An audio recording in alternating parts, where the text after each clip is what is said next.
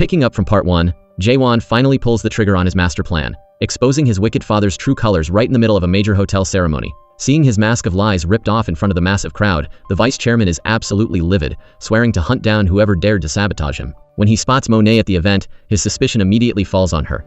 He's convinced she's the mastermind. But Monae doesn't flinch. In fact, she stares him down and issues a cold warning. If he dares to touch her, she'll bury him under even more of his dirty secrets. Hit right where it hurts, the vice chairman has no choice but to retreat, though not without snarling a final threat. I won't let whoever did this get away with it. Once he's gone, Monae's tough exterior cracks. Worried sick about Jae-wan, she finds herself standing outside his front door.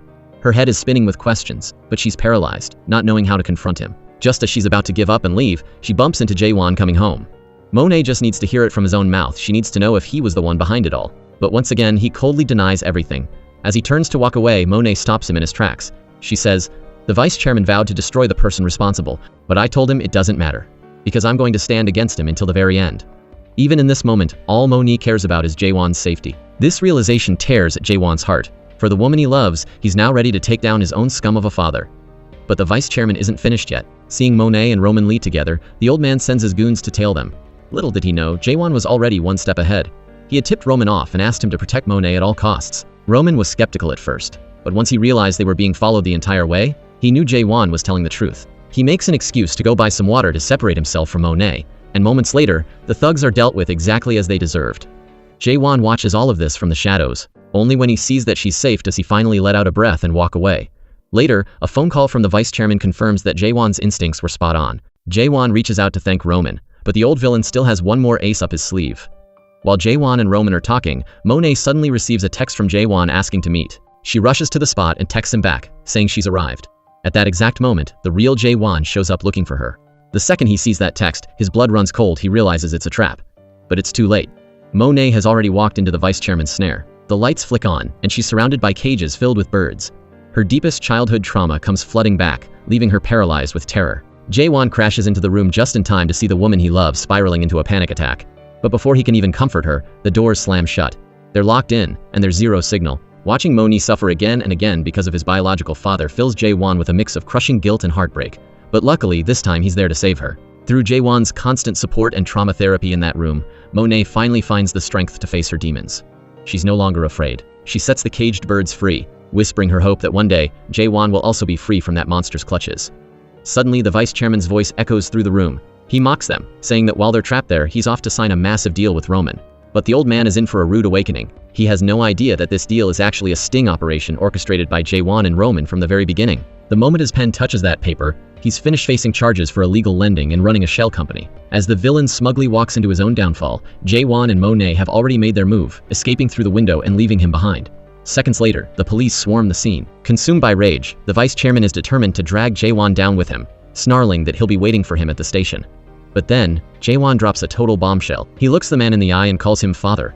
The old scumbag is frozen in shock, immediately shouting that Jae-wan must have lost his mind. Hearing this monster deny him over and over again, Jae-wan feels his world shattering. It's a twisted moment of agreement between them. The vice chairman's frantic denial is a mirror image of how Chairman Ah once rejected him as a son. It seems no matter who the father is, no one wants to admit he exists. With a broken heart, Jae-wan is forced to face a devastating reality. He is truly a man from nowhere, belonging to no one. Meanwhile, news of the vice chairman's arrest reaches Baek. Now that the old man is out of the way, Monae is the only target left on her list. But this is where the plot thickens, as the dark truth behind Baek's motives finally comes to light. It turns out, she is the original Baek. Years ago, she was Chairman Ah's secretary and his lover. But she was brutally raped by that scumbag vice chairman, which resulted in a son. She managed to hide for a year, but the monster eventually tracked her down. Desperate, she turned to Chairman Ah to tell him the truth. She wasn't the one embezzling hotel funds, it was the vice chairman. Even then, she still loved Chairman Ah. He told her he believed her, but in the very next breath, he stabbed her in the back. The moment she heard the police sirens, she realized it was a setup. Chairman Ah never trusted her for a second. As she tried to flee, the vice chairman chased her down in a high-speed pursuit that ended in a horrific car crash. In a rare moment of instinct, the vice chairman tried to save her, but Baek was so consumed by hate that she tried to pull that human vermin into the flames to die with her. As the car caught fire, the vice chairman panicked, abandoned her, and ran for his life just seconds before the vehicle exploded. That blast cost him his leg and left him convinced Baek was dead. But she survived. Disfigured and scarred, she underwent a complete transformation, living only for revenge against the two men who destroyed her. During the years she was dead, the vice chairman had taken their son to America. When she finally resurfaced, she was told her baby boy had died.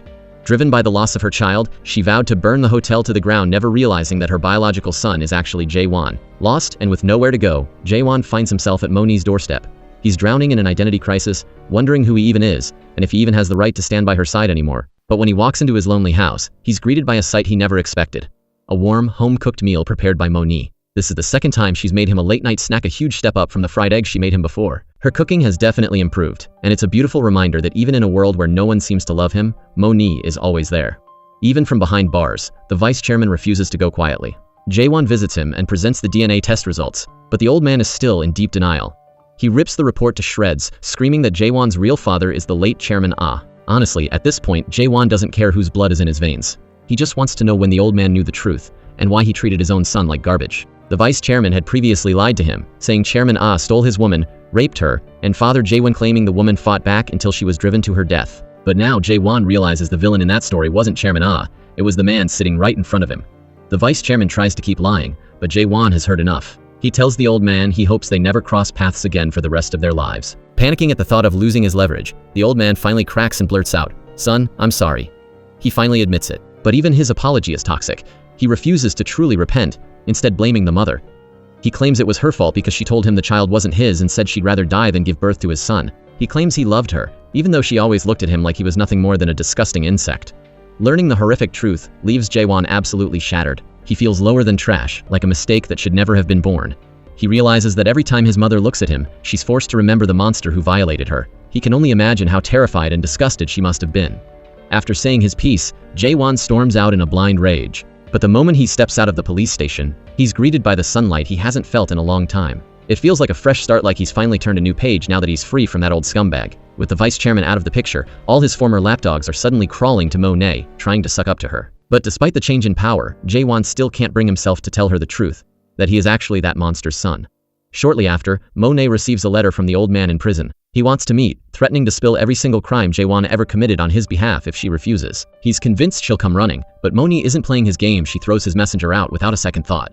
She doesn't have a spare second to waste on him right now. Because of the vice chairman's arrest, the megastar Joo Min-ho was scheduled for a concert at the hotel abruptly cancels. This triggers a massive wave of cancellations, and the hotel's vacancy rate instantly skyrockets to 60%. The hotel is in total chaos, and as the chairwoman, Monae has to roll up her sleeves and clean up the mess. With Chae-kyung's help, she tracks down Joo Min, hoping her sincerity can win him over. During all this, she witnesses what looks like absolute, unwavering loyalty from Baek, which only makes her trust the woman more. Little does she know, Baek is actually the one pulling the strings and sabotaging her from the shadows. Just as Monae handles the Joo Min crisis, the vice chairman calls her again. After hanging up, she heads straight to see him. On her way out, she bumps into Jae-wan. He asks where she's going so late, but Monae plays it cool, telling him it's nothing and asking him to lead the meeting in her place. She rushes off, leaving Jae-wan standing there with a face full of suspicion. At the station, Monae warns the old man to stay away from Jae-wan. But the vice chairman just sneers and says, if you're that worried about him, then you definitely can't let him become the man who indirectly killed his own father. Then, he drops the ultimate bombshell, revealing the blood connection between him and Jae-wan. He pulls out a recording and says, "This is what your father hid in that toy boat in the garden before he died. If this goes public, I'm afraid Jae-wan will end up just like me, a total monster." Monae is stunned that he managed to get his hands on it. She instinctively tries to grab the file, but the old man claims his loyal son was the one who brought it to him as a gift. He tells her to watch her tone, blaming every single tragedy on Jae-wan. He tells her, "Look at me, I have no money, no reputation, and no family left. Even if I get out, I'm just a pathetic old man." But Jae-wan? He has everything to lose. If you don't get me out of here in the next 24 hours, Jae-wan will spend the rest of his life behind bars. Once again, the vice chairman is using Jae-wan to keep Monae on a leash. Even after everything, Monae can't scrub Jae-wan from her heart, and she begins to loathe herself for it. How can she be such a hopeless romantic? How can she be a worthy daughter to her father like this? In her despair, she makes a dark vow. She's going to punish both of them. When Monae returns, she's like a completely different person. Her attitude toward Jae-wan turns cold and razor sharp. He's blindsided just when he thought they were finally reconciling. She does a complete 180. Jae-wan has no idea what happened, but he feels a deep sense of dread growing in his chest. The answer finally comes from Soo-an. When he learns that Monae went to the police station to see that scumbag, he realizes his darkest secret has been exposed. The next day, he's so consumed by shame he doesn't even know how to face her. But then, his phone rings. It's the vice chairman. To Jae-wan's horror, the old man is already out of jail, and he mockingly reveals that Monae was the one who helped him. Jae-wan is speechless after fighting so hard to put that monster away. It was Monae who set him free. Fuming with rage, Jae-wan immediately hunts down Monae and demands to know what the hell is going on. Seeing him this worked up, Monae suggests they move to a more private place to talk. Meanwhile, in another part of town, Roman brings the vice chairman face to face with Baek. As it turns out, she actually had a hand in getting the old man released from custody. When the vice chairman discovers that the two of them are mother and son, he's so stunned he can't even find the words to speak. Desperate for a way out, this monster actually drops to his knees to beg for his life. Who could have imagined it?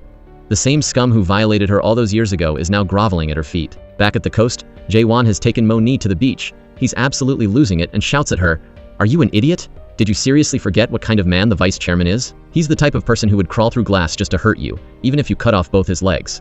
But before he can even finish, Monae cuts him off. To his horror, she reveals that she finally knows his true identity. She's under the mistaken impression that because he's the vice chairman's son, he's been helping the old man commit all those crimes.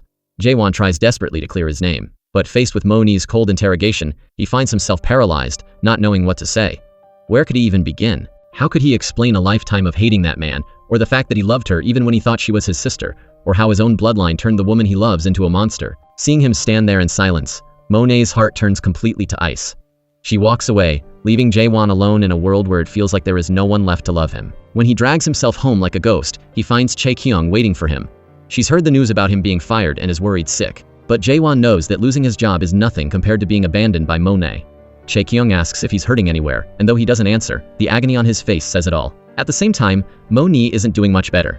She's burying herself in work just to drown out the memories she wants to forget. Even Suan can see right through her. She knows Monae is just putting on a brave face. Back at the house, Chae-kyung looks at Jae-wan, who's looking more dead than alive, and realizes he's burning up with a dangerously high fever. She goes to call a doctor, but Jae-wan stops her. He tells her, "Right now, I need to feel like I'm dying from this pain just to keep living. I'm only sick because I want to survive. So don't worry about me. Just go." Chae-kyung knows exactly what he's doing. He's trying to use physical torture to mask the pain in his heart. She tells him, "If you love her that much, you should either run away with her or just give her up for good. Seeing you like this, half dead, is honestly pathetic." She turns to leave, but she goes straight to find Monae. Seeing Monae's cold resolve, Chae-kyung finally reveals the real reason she and Jae-wan could never be together. She says, "You once asked me why I gave up on Jae-wan for an old man. The truth is, I didn't abandon him. I was born into poverty, never knowing if I'd have a meal the next day.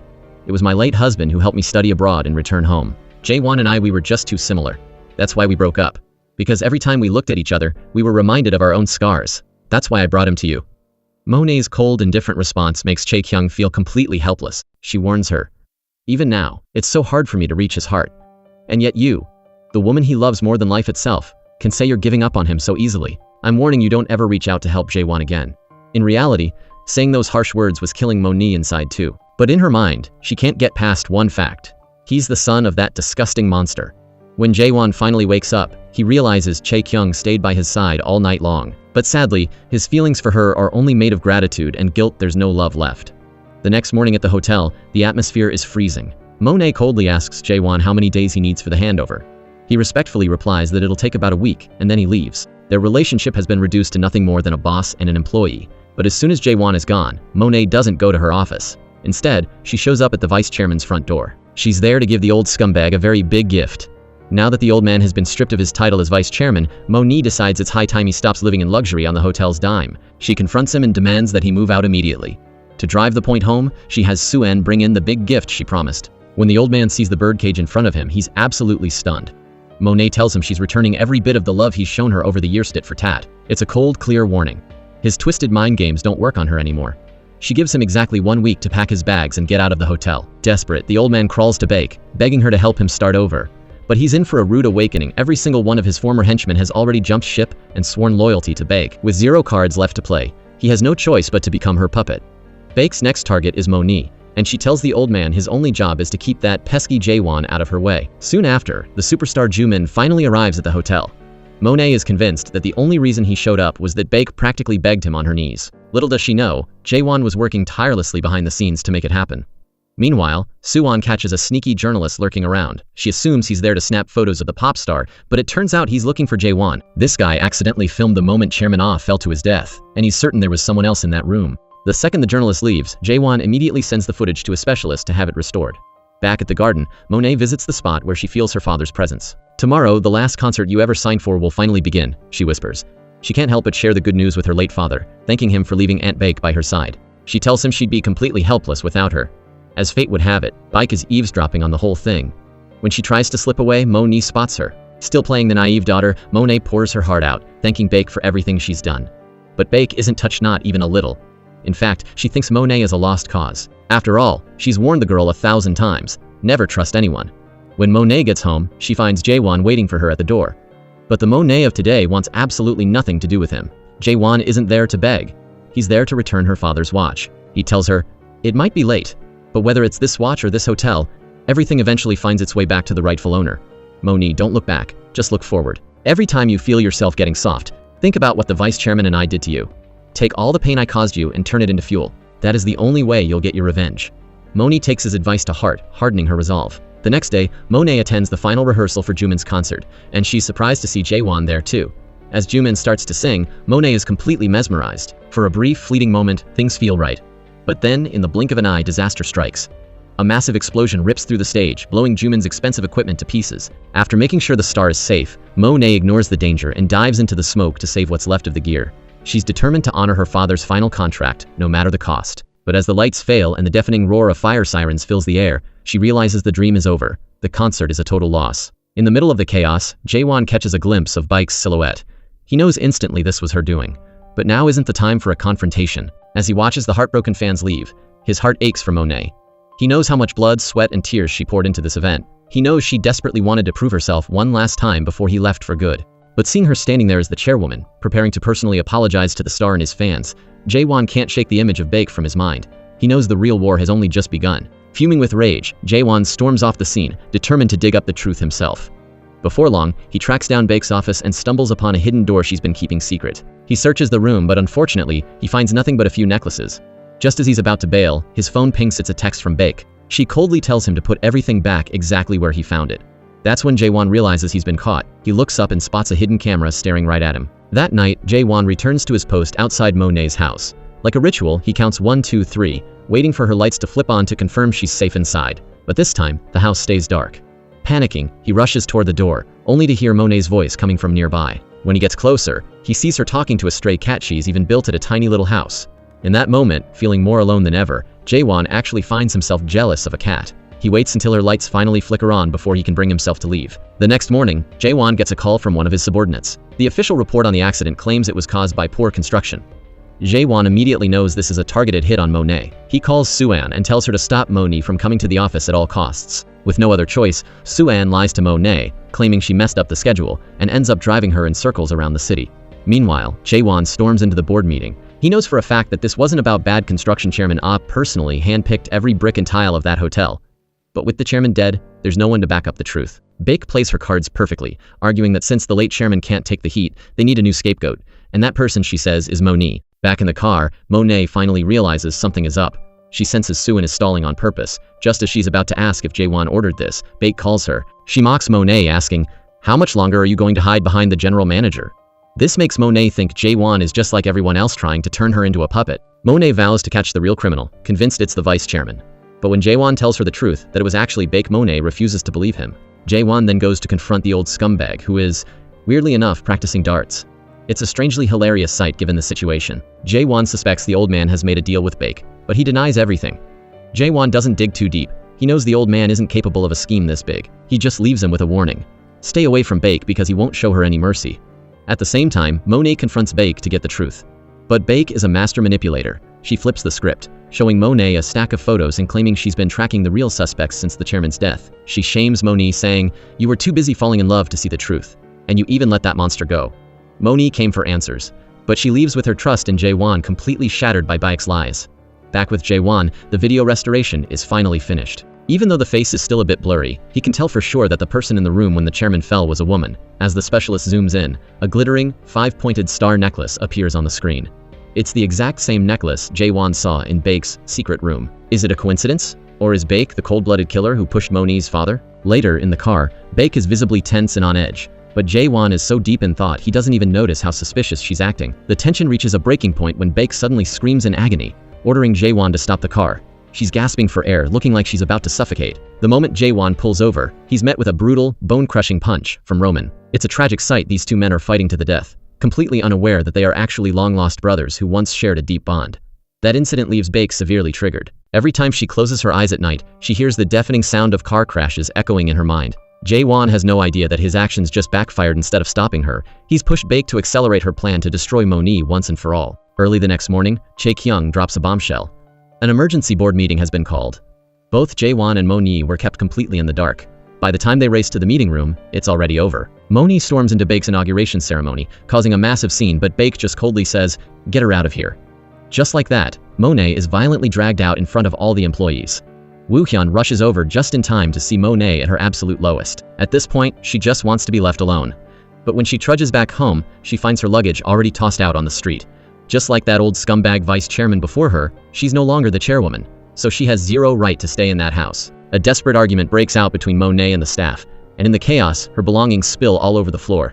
The second she sees a photo of herself with her father, Monae completely breaks down. She is consumed by soul-crushing regret for getting blinded by love, regret for trusting the wrong people, and regret for throwing away her father's final warnings. But it's too late. Her sobbing catches Jae-wan's attention. Determined to help her start over, he swallows his pride and begs Chae-kyung for help. "If you help me, I'll agree to any condition you want," he promises. Chae-kyung is hesitant, admitting she doesn't have the power to go head-to-head with someone as ruthless as Baek. Apparently, Monae had already come to her for help after being ousted, and Chae-kyung turned her down. But Jae-wan insists, "I'll handle Baek myself. I just need you to back me up from behind the scenes." Faced with his desperation, Chae-kyung finally agrees, but this time, her help comes with a major catch. To save Monae, Jae-wan accepts her mysterious vow. Soon, Jae-wan starts digging into Baek and Roman's past. He realizes they've been planning this massive chess game for years, just waiting for this exact moment. But here's the kicker. Baek doesn't just want the chairwoman's seat, she wants CL Hotel to vanish from the face of the earth. To escalate her revenge, Baek drives the vice chairman out to a desolate suburb and dumps him in the middle of the road. Looking at his face, she can tell this old fox has conveniently forgotten where they are. This bridge is the exact spot where he caused her horrific car accident years ago. The memory of the explosion and the fire is so intense that Baek has a physical panic attack right there. She is hell-bent on making sure that scumbag pays the ultimate price. Meanwhile, back at the hotel, the staff has moved Monae's garden swing and even her cat over to Jae-wan's house. When Jae-wan sees her empty room, the reality hits him: the woman he loves is gone. Woo-hyun tracks him down and is disgusted to see him coming out of Monae's house. When he learns she's left, he snaps at Jae-wan. He can't understand why Jae-wan claims to love her but keeps pushing her away and acting so hot and cold. Woo-hyun's words hit Jae-wan like a bucket of ice water. Honestly, he's starting to wonder what kind of person he's become too. Now homeless, Monae hides out at a beachside villa. She tries to act carefree, but even her driver can't help but complain. He tells her straight to her face, "The moment you started dating the GM and neglected your work, I knew this day would come."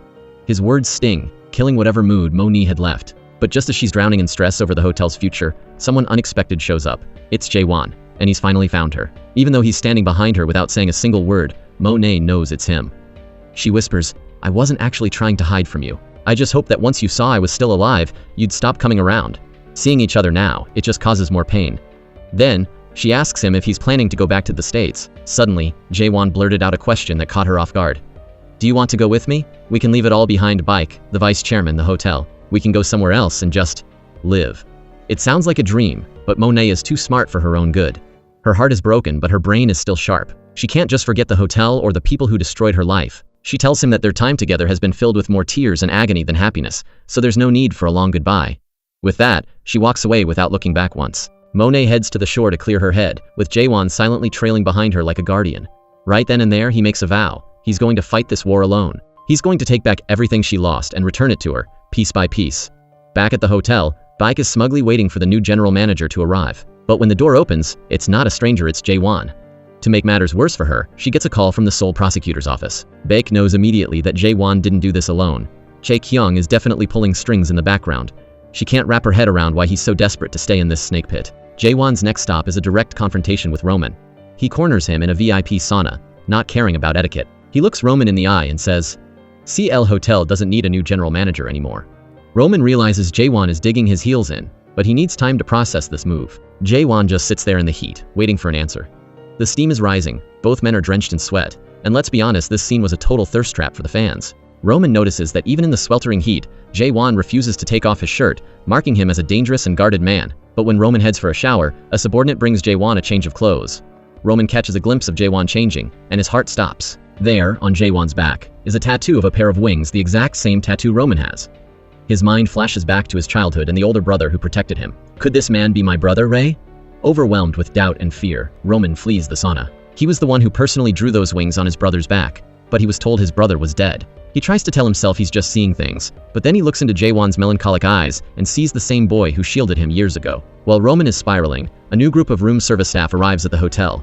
Jae-wan, still dazed from the heat and his own heartache, thinks he sees a familiar face. He assumes he's just hallucinating because he misses her so much. But he's not crazy.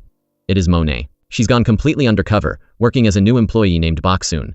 It's her only way back into the hotel to reclaim what's hers. The first person to spot her isn't Jae-wan, but Woo Hyun. He's impressed their chairwoman is even tougher than he thought. Meanwhile, Jae-wan officially takes his post. He makes a point to check in on Baek, smugly asking her if Roman is doing okay, just to let her know he's not going anywhere. When Baek rushes back, worried sick about her son, she finds him frantically searching for someone's tracks. But Roman keeps her in the dark. He doesn't breathe a word about what just happened between him and Jae-wan. Mentioning her biological son always hits Baek like a physical blow to the heart. She finds it strange that Roman is suddenly bringing up that child, but in her mind, she believes Roman is a gift sent to her by her lost son. She's deeply grateful that he chose to be her son, and she tells him to stop looking back at the past and only focus on the future. Shortly after, Jae-wan uncovers a massive secret from Chae Kyung. Baek's late husband was actually a notorious arms dealer. After only 3 years of marriage, he died in an accident, leaving her his entire fortune including a massive amount of under-the-table assets. Jae-wan finds it highly suspicious. Why would someone with that much power and money waste so much effort on CL Hotel when they could just buy it outright? It hits him then.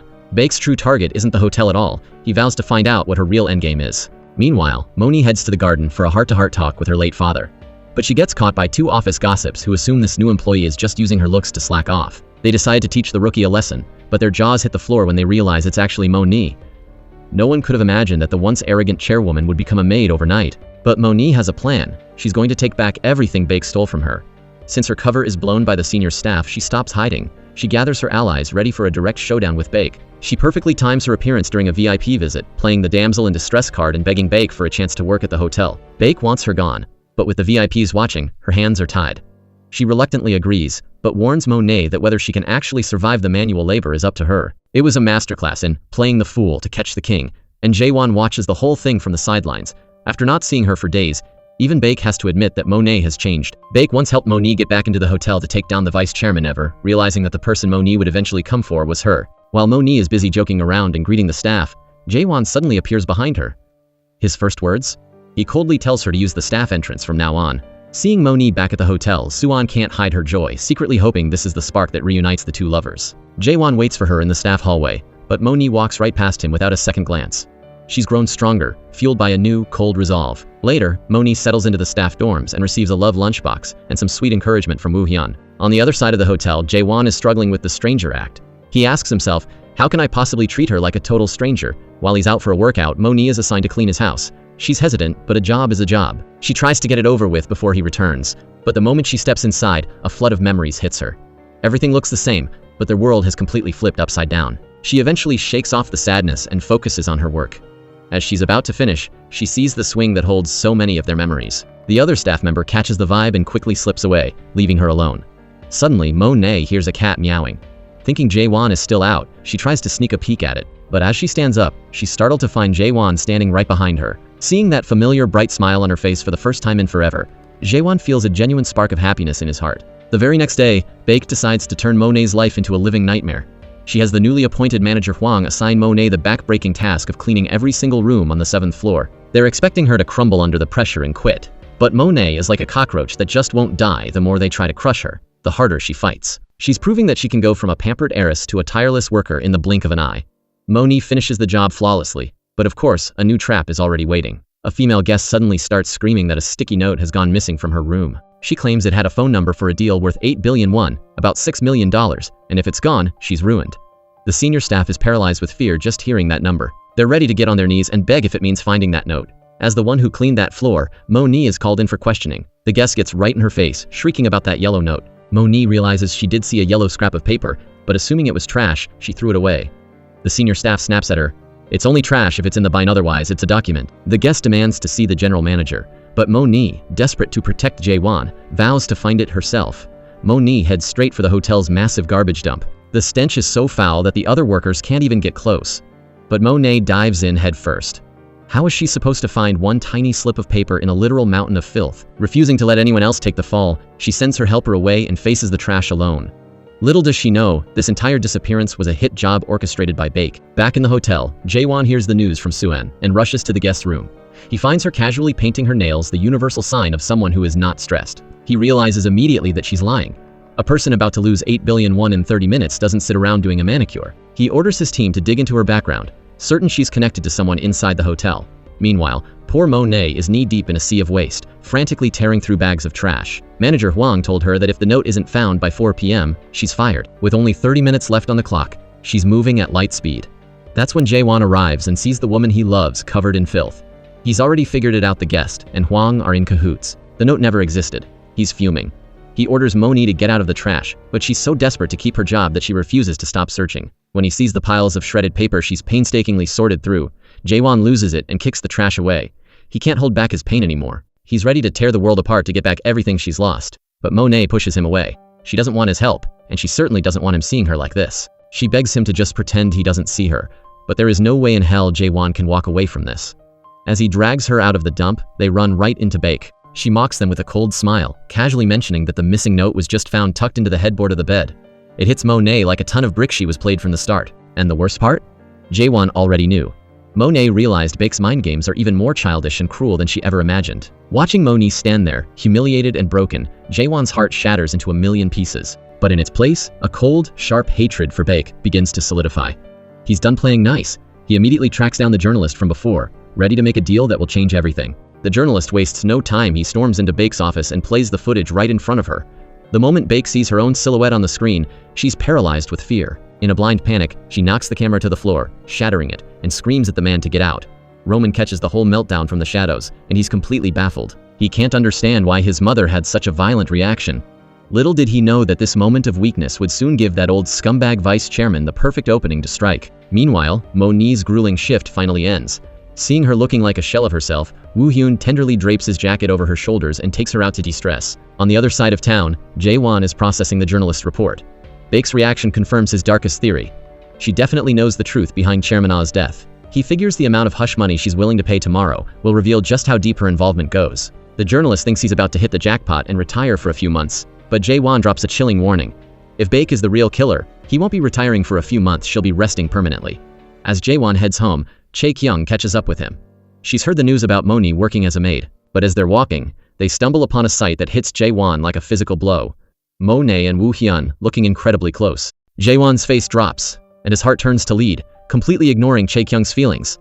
She has to remind him of their pact. She expects him to keep his emotions in check when he's with her. No matter who Monae is with, he has to stick to their deal. Over in Roman's world, his investigation finally pays off. He discovers that Jae-wan supposedly died 20 years ago, but there was never an official death certificate. In that instant, it all clicks. The man he's been fighting is actually his long-lost brother, Ray. Overwhelmed with longing and disbelief, he rushes to Jae-wan's front door. Just as he's drowning in memories of his brother, Jae-wan's voice calls out from behind him. The brother he's been mourning for decades is standing right there. Roman has a million questions, but the words get stuck in his throat. He chokes back his tears, hiding his true identity, and suggests they grab a drink instead. As he watches Jae-wan's every move, Roman is filled with regret for not recognizing him sooner. He's still the same Ray. During their talk, Roman asks about the wing tattoo on his back. Jae-wan coldly replies that it means nothing. Those two words are like a dagger to Roman's heart. He's torn between anger that his brother doesn't recognize him and fear that if Baek finds out her real son is alive, she won't need Roman anymore. Paralyzed by these conflicting emotions, he hesitates to reclaim his brother. The next morning, the journalist calls Jae-wan in a panic. Baek has framed him for bribery and has him in custody. The man begs for help, but Jae-wan stays ice cold, telling him, "If you did the crime, do the time." This was a massive tactical error. Feeling abandoned, the journalist flips and joins forces with the vice chairman. He tells the old man everything, including Jae-wan's plan to trap Ike. Roman, still haunted by his mother's suspicious reaction, wrongly concludes that she really is the one who murdered Chairman Ah. He immediately mobilizes his men to protect her. At the same time, Monae is assigned to clean Jae-wan's house. Just as she's about to step inside, her phone rings. It's Jae-wan. He sounds like a man saying his final goodbyes, giving her a series of urgent instructions. Stay in the dorms, don't go anywhere, and whatever you do, stay away from Baek. Before he can even finish his sentence, a blood-curdling scream erupts from Monae's end of the line. In the very next heartbeat, Jae-wan himself is ambushed and taken down. Hearing that Jae-wan is in grave danger, the wall Monae built around her heart finally crumbles. She realizes her love for him is more powerful than any grudge. She thinks to herself, if he dies, I don't think I can go on living either. Woo-hyun rushes Monae to the hospital, but once she's there, she's paralyzed. She doesn't know how to walk through those doors. After all, she's the one who vowed they would be strangers. In a moment of gut-wrenching sacrifice, she calls Chae-kyung instead. Watching Chae-kyung race into the building, Monae finally feels it's safe to leave, effectively handing the man she loves over to another woman. It's a move that tears her heart to pieces. When Jae-wan finally regains consciousness, he sees Monae's silhouette by his bed, whispering to him. But it's just a hallucination brought on by his desperate longing. He's actually looking at Chae-kyung. The moment he's fully awake, his first and only concern is Monae. "I heard her scream in our last call," he gasps. Chae-kyung is both heartbroken and livid. The man is clinging to life, yet his only thought is for someone else. She keeps Monae's phone call a secret, simply telling him that she saw Monae and that she's perfectly fine. Then she asks him point blank, does he know who beat him half to death? The truth is, the mastermind was none other than his own scumbag father. Even the old man hadn't expected his brainless thugs to go that far. His only goal was to steal the leverage Jae-wan had on Baek. Seeing Jae-wan gasping for his last breath, the old man showed a twisted flash of paternal instinct and called an ambulance before fleeing the scene. Meanwhile, Monae discovers some suspicious men at Jae-wan's house. Before she can even demand answers, she's shoved violently to the ground. When she calls Jae-wan later, that manipulative old man manages to pin the entire attack on Roman. Jae-wan, drifting in and out of consciousness, hears that one lie and believes it. Just like that, an innocent Roman is framed. When Roman gets home, he finds Monae there, causing a massive scene. He's cornered by her accusations but can't find the words to defend himself. The truth is, he did send those men in black to Jae-wan's house, but he never ordered them to touch a hair on his head. As they're arguing, Baek steps in. Monae snarls at her, "You should ask your good son what he did to Jae-wan. I didn't realize your son was just another street thug." Roman opens his mouth to explain, but Baek cuts him off with a thunderous slap across the face. She has always hoped Roman would leave his gangster past behind. But because she hates Jae-wan, she assumes Roman did this for her. Baek can't tolerate these brutal tactics, and she certainly won't let her son get his hands dirty. "Doing the dirty work? That's my job alone," she declares. This act of protection makes it impossible for Roman to reveal that Jae-wan is actually her son.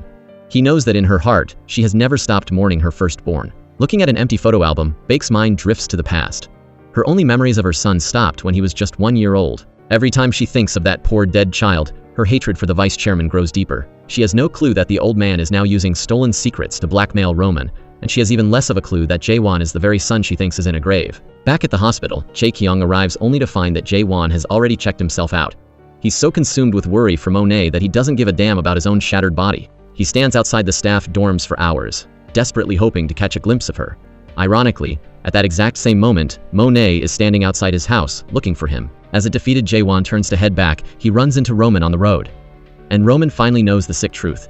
It was that old monster, the vice chairman, who nearly murdered his own flesh and blood. Roman keeps the truth buried, letting his brother believe he was the one behind the attack, anything to stop Jae-wan from going after his mother. But Jae-wan isn't backing down. He tells Roman that murder is a sin so dark that not even God can forgive or hide it.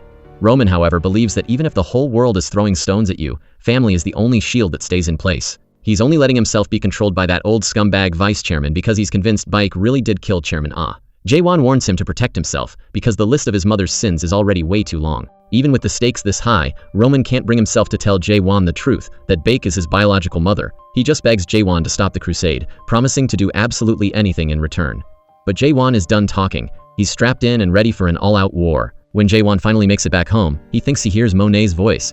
He figures he's just hallucinating again, but when he looks, she's actually there. Monae panics the second she sees him, stammering that she just came over to clean. But her clothes tell a different story. She's definitely not in her uniform. Jae-wan doesn't call her out on the lie, he just quietly suggests they clean together.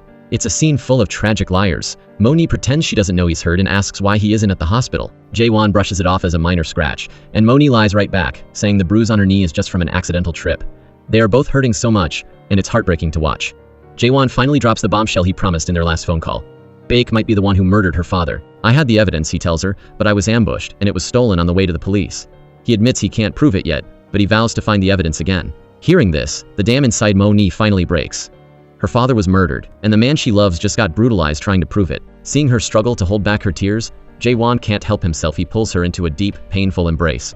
From this moment on, they are a team, ready to take down the monsters together. But Baek is already moving her pieces across the board. She invites a group of high-profile food bloggers to the hotel and introduces a man she claims is her nephew. Jae-wan is suspicious, but he assumes she's just trying to fill the hotel with her own relatives. Meanwhile, Monae is being targeted by manager Hwang again. She's assigned to clean several floors all by herself, which is where she crosses paths with one of those entitled food bloggers. As she's finishing a room, the man stops her and tries to pressure her into having a drink with him. When she refuses, he pulls out a cash tip thinking he can buy her. When she shuts him down a second time, he tries to get physical, but he picked the wrong girl. Monae takes him down with a boss move and leaves him with a warning. "Don't bring your filthy business into a clean hotel." Embarrassed and fuming, the guy grabs her and refuses to let her leave. He calls the front desk, screaming for a manager. Everyone assumes Monae is the one causing trouble again. Woo Hyun wants to tell Jae-wan, but team leader Hong stops him. She goes to the room herself to apologize to the creep. Monae is stunned this guy was the aggressor. So why are they the ones bowing down? After smoothing things over with the blogger, team leader Hong rips into Monae. Her words are like poison, telling Monae she doesn't know her place anymore. It's a sharp wake-up call that forces Monae to realize she's not the boss right now. The next day, team leader Hong brags to Jae-wan about how she put Monae in her place. Jae-wan initially agrees, thinking a little discipline might help her stay under the radar. But then, Soo-in speaks up and drops some truth. She tells him it wasn't Monae's fault at all. If she weren't a hotel employee, Soo-in says, what that man did would be 100% grounds for a lawsuit. The second he hears that, and the protective fire in Jae-wan's eyes is back, he finally understands exactly what kind of hell Monae is being put through. It turns out Soo-in has a dark past of her own, and it was Jae-wan's encouragement that helped her crawl out of that abyss. This explains why she is so fiercely loyal to him. Meanwhile, Monae is showing some serious character growth. She actually humbles herself and tries to apologize to manager Hwang, but that woman is a piece of work she refuses to even hear it. Jae-wan catches the whole scene from a distance. But he has bigger fish to fry. He spots Roman and Baek's so-called nephew acting incredibly shady. Before he can even investigate, chaos erupts. A massive group of guests has just come down with severe food poisoning. The hotel is in total meltdown mode. But right at the peak of the crisis, Baek and Roman just disappear. The employee in charge of the food tries to resign, but Jae-wan orders him to stay and fix the mess. Little does Jae-wan know, this guy is a mole Baek planted years ago, and she was the one who ordered him to sabotage the food. Jae-wan doesn't miss a beat. He uses GPS to track Baek's location and catches her meeting with the nephew. Suspicious as ever, he sneaks into the man's room to hunt for clues and finds the ultimate gotcha, a fake beard used for a disguise. Now he's 100% sure this guy is a fraud. Just as he's about to hack into the laptop to find more dirt, someone else bursts into the room. It's Monae. It turns out she heard from the hotel's gossip mill that the nephew was a fake. But before they can even compare notes, Roman and the fraud return to the room. In a heart-pounding moment, Jae-wan and Monae dive into the closet to hide. Roman immediately senses something is off and realizes it's Jae-wan in the closet. But instead of exposing them, he covers for his brother and drags the fake nephew out of the room. Monae is starting to realize that Baek is way more dangerous than she ever imagined. She begs Jae-wan to stay out of the line of fire, but they both know there's no turning back now. Following Jae-wan's lead, Monae starts digging through her father's old belongings. Deep inside a photo album, she finds a hidden picture of her dad with a mysterious woman, along with a cryptic string of numbers. No one knows who the woman is or what the code means, but the truth is finally within reach. The three of them, Jae-wan, Monae, and Soo-in, pull an all-nighter to crack the case. Eventually, Jae-wan passes out from pure exhaustion. Seeing this, Soo-in, the ultimate wingwoman, makes an excuse to go buy water so the two can be alone. Monae, looking at him with a newfound tenderness, gently covers him with a blanket and stays by his side to keep working. When Soo-in returns and sees them leaning on each other fast asleep, she just smiles, tucks Monae in, and quietly slips away. Honestly, Soo-in is the real MVP of this story. But while they're sharing this sweet moment, Baek is sharpening her knives. She tells the vice chairman to get rid of Jae-wan once and for all, send him abroad, throw him in prison. She doesn't care. She just wants him out of the way. But the old man isn't taking orders from her anymore. He's got his own leverage now. The next day, Monae decides to visit the food poisoning victims at the hospital. When Baek hears about this, she loses her mind. She planned to let the hotel's reputation rot so it would go bankrupt, but Monae, playing the caring hero, ruins everything. Baek rushes to the hospital to stop her, but she has no idea that she's walking straight into a deadly trap set by Jae-wan and Monae. Monae arrives at the hospital with a massive gift for that lecherous blogger. Right on cue, Baek shows up too. In front of the swarming media, Baek plays the part of the concerned leader, admitting the hotel had a food poisoning outbreak and suggesting they might even shut down operations to fix the issue. But before she can finish her fake speech, a voice cuts through the crowd. Monae pushes the lecherous guy right into the spotlight. Under Monae's heavy-handed threats, the guy has no choice but to confess. The hotel's food was perfectly fine. The whole thing started because of some shady snacks he gave the group. With her plan backfiring, Baek instantly pivots, putting on her professional face and promising full compensation to the guests. Just like that, the crisis is averted. Meanwhile, in another dark corner of the story, that old scumbag vice chairman summons Roman. It turns out the old fox has sniffed out Baek's true intentions. He gives Roman a choice between two envelopes. One contains a video that could destroy his mother, and the other is a legal file that could put Jae-wan behind bars for over 10 years. Roman is confused why target Jae-wan. The old man doesn't hold back, revealing that this was actually Baek's request. He even plays a recording to prove it. Roman is caught in a nightmare. He tells the old man he owns secret plots of land that even Baek doesn't know about, offering to trade them for the envelopes. The vice chairman is too greedy to refuse and demands to see the land in person. This was exactly what Roman wanted. He leads the old man to a desolate, middle-of-nowhere location. One second the old man is dreaming of riches, and the next, Roman is literally burying him alive. Roman easily walks away with the envelopes, leaving the old scumbag screaming in a hole. The vice chairman tries to provoke him one last time, but Roman has reached his limit. Whether it's his mother or Jae-wan, the old man is officially banned from touching them. Roman then takes the evidence straight to Jae-wan. He tries to use it as leverage, begging Jae-wan to take Monae and run away so they can stop fighting his mother. But Jae-wan has already gone all in on this game. Seeing his brother's resolve, Roman makes a choice. He burns the incriminating file against Jae-wan right then and there. He considers it a debt paid for the past. Roman plans to keep hiding his true identity, but Jae-wan drops a bomb. He already knows from Chae-kyung that Roman isn't Baek's biological son. Roman is stunned. He didn't realize Jae-wan had been investigating him too. It's a tragic standoff. Two brothers who once survived together are now standing on opposite sides of a war. As Jae-wan turns to leave, Roman reveals a chilling secret, tells him where he buried the vice chairman. Only then does Jae-wan realize the sick truth. It was his own father who ordered the beating that nearly killed him, not Roman. Jae-wan finds the old man half buried in the dirt. He just wants to hear one thing. Did his own flesh and blood really order that hit?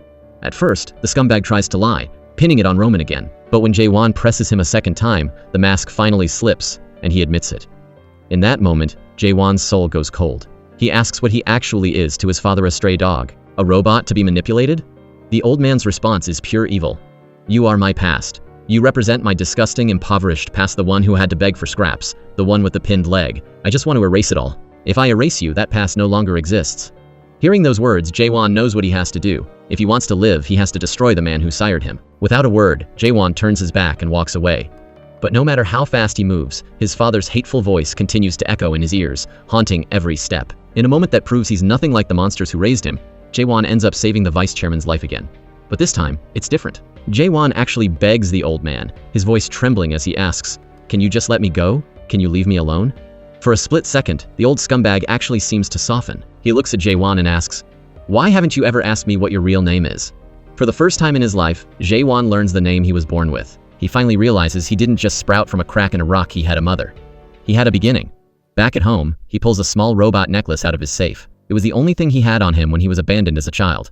When Monae stops by, she finds him lost in thought, staring at the necklace. Under her gentle questioning, Jae-wan finally opens up, sharing the story of the necklace and revealing his true name.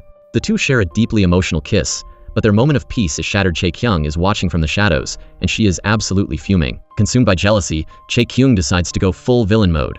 She uses her power to force Monae to work the VIP section, where a group of spoiled, wealthy socialites is waiting. The second they see Monae, they start tearing her down, mocking how the great heiress has fallen so low as to become a maid. Chae-kyung just stands there, coldly watching the humiliation unfold without lifting a finger. It was a trap from the very beginning. These mean girls run Monae ragged, even going as far as to trip her just to see her fall in front of everyone. The old Monae would have slapped them across the face in a heartbeat, but after everything she's been through, she's grown. She remembers team leader Hong's words. She is a professional now. So, she swallows her pride and endures the insults in silence. Woo-hyun sees the whole thing and tries to intervene, but Chae-kyung shuts him down and kicks him out. Desperate, he runs to Jae-wan and tells him everything. He asks, "Are you guys really over?" Because Chae-kyung is making Monae's life a living hell. When Jae-wan arrives, his blood runs cold. He sees Monae, woman he loves, in her knees, scrubbing a woman's shoes. He can't stand it. He walks straight over, kneels down, and takes the brush, personally cleaning the woman's shoes himself. When Monae is ordered to pour wine, Jae-wan snatches the bottle and serves the table himself. It's a silent, powerful statement. If you humiliate her, you humiliate me. Watching this, Chae-kyung's heart finally breaks and she flees the room in tears. Monae urges Jae-wan to go after her, knowing that Chae-kyung is only acting out because she's hurting. Jae-wan eventually catches up to her, but he's not there to apologize. Chae-kyung screams at him, "I never expected you to love me, but you could have at least kept our pact and let me keep some of my dignity. You're just a bad person who used me." Jae-wan has no defense. He knows he's the reason she's become this way. He tells her that he's not protecting Monae out of duty, it's because Monae saved him. "There was a time when I really wanted to die," he admits. "But Monae was there. She saved my soul. That's why I'm still alive." This confession is the final nail in the coffin for Chae-kyung. Instead of finding closure, it only makes her pain deeper. As she's leaving in tears, she literally bumps into Roman. He tries to ignore her, but Chae-kyung stops him. She asks, "Are you here to take Jae-wan down? Because I can help you. I know every single one of his weaknesses like the back of my hand." That evening, Jae-wan is waiting for Monae in her private garden. Woo-hyun is the one who tells her he's there, though he's practically begging her not to go. But Monae's heart won't let her stay away. For a split second, just seeing each other brings a flash of pure joy, but then Baek's poisonous words echo in her mind. "How can you be so blinded by love that you've forgotten about revenge?" Monae freezes. She wants to run to him, but she can't bring herself to do it. Instead of approaching, she sends him a text from the shadows. "If I hold your hand, someone always gets hurt, and that someone might be you. So please, let me face this on my own." As she turns and walks away, Jae-wan watches her silhouette fade into the night, sending a silent reply back to her. Meanwhile, the old scumbag vice chairman finally connects all the dots. She knows exactly who Baek is. He uses Roman as a pawn to lure her into his car and drives her back to a place that haunts them both. Seeing the sheer terror on her face, he's now 100% certain she's the dead woman from his past. With her cover blown, Baek drops the act and lets 30 years of hatred explode. The vice chairman actually has the nerve to blame her for his crippled leg, but Baek screams back, "You destroyed my entire life. My real son is dead because of you." In a fit of blind rage, Baek wraps her hands around his throat, squeezing with everything she's got. She's ready to kill him right then and there, even if it means they both go down together.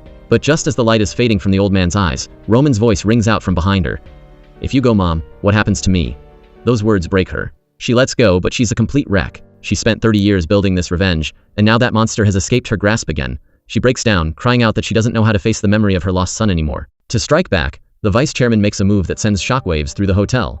He publicly announces that Jae-wan is his biological son. He knows the most sadistic way to torture a mother like Baek is to gain total control over the man she hates. The secret Jae-wan wanted to bury more than anything is now public knowledge. Baek starts to get a sinking feeling, could Jae-wan actually be her real son? But Roman shuts the theory down immediately, lying to her one more time to protect his own place in her life. Baek calls a disciplinary hearing to finish Jae-wan off, but Monae isn't having it.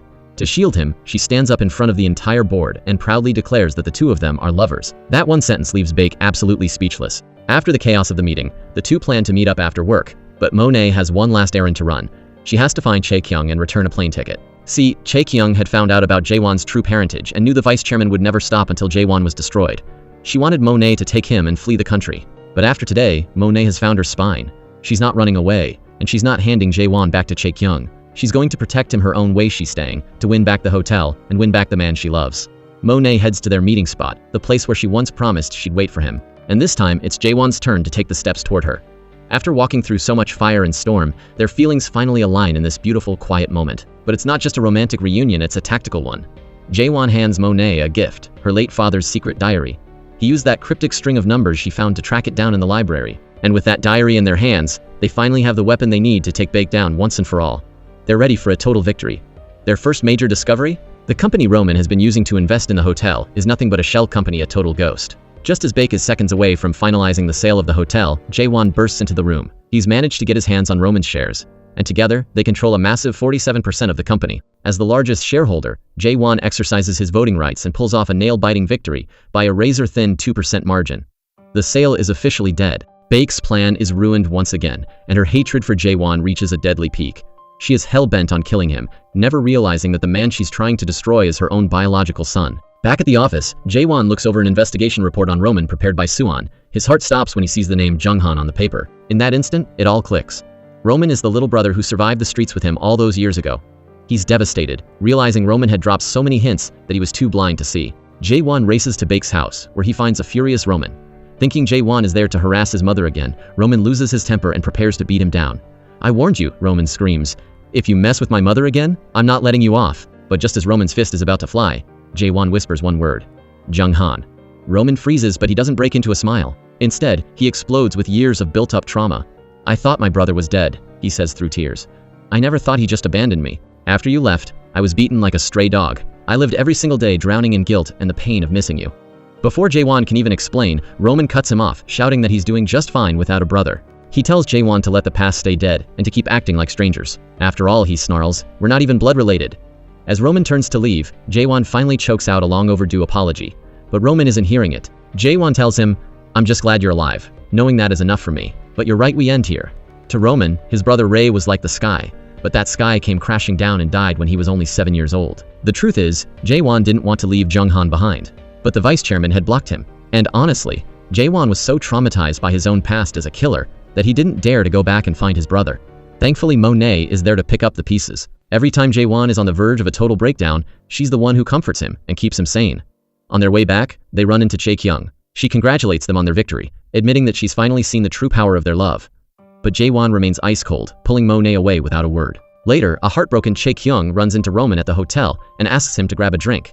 Roman brings up her earlier offer to help him destroy Jae-wan. But Chae-kyung admits that was just the heartbreak talking. She tells Roman, Jae-wan is a man who didn't even know what happiness felt like until he met Monae. And let me be clear, if anyone besides me tries to hurt him, I won't let them get away with it. Roman watches her, realizing just how deep her unrequited love goes. Meanwhile, Baek is still fuming over the way Jae-wan grabbed her by the collar. She decides to go scorched earth. She puts every single one of Jae-wan's most loyal staff members on a termination list.